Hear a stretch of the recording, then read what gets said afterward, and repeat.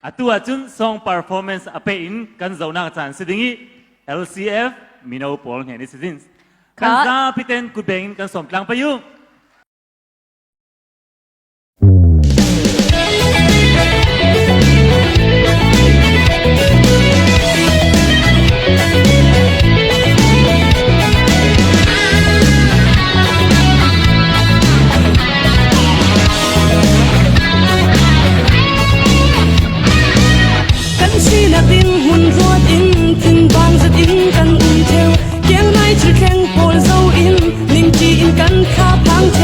Man se pa tia nin aku sakin lam in roi oi pa nang mai ruang nga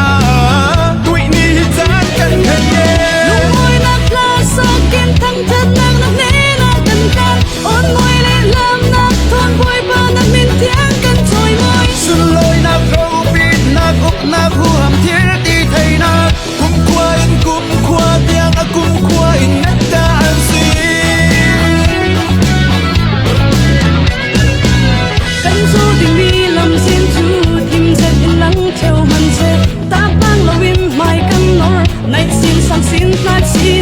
kan thiêu rít hoa số nghi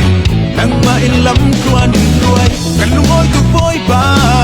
kan khăn na tra tu đê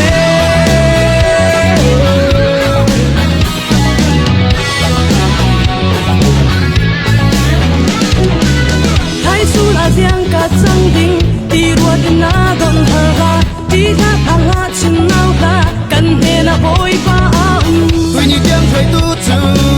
thay sun kan la tha thầm lôn aman in phải xin tình tin sân ta bất chen kan này lu moi na kla sakin thang chat nang na ne na kan ta on moi le lam na thon boy pa na min tiang kan choi moi sun loi na khâu pit na up na hu ham thier ti thai na kum kwa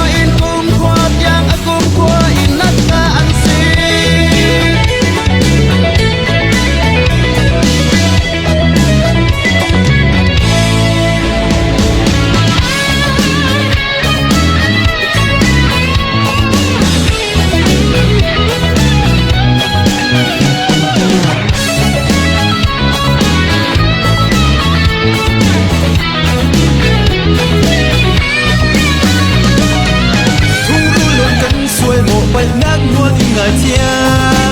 kan thu lâu thật nạp sang phá nạp in sầu tê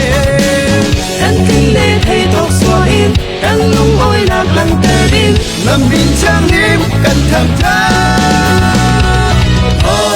Hallelujah Hallelujah Hallelujah sung lối xin se cùng qua in sung lối xin se Hallelujah Hallelujah Hallelujah sung lối xin se cùng qua in sung lối xin se lung ôi nạp na sa kim thân chất nang na nghe na kan kan on moi le lam na con boy pa na min tiang kan choi moi sun lối nạp khâu pin nạp up nạp hu ham thier ti thai na cùng qua yang akum qua in na ta an si lung ôi nạp na sa kim thân chất nang na nghe na kan kan on moi le lam na con boy pa na min tiang kan choi moi sun lối nạp khâu pin nạp up nạp hu ham thier ti thai na cùng qua yang akum qua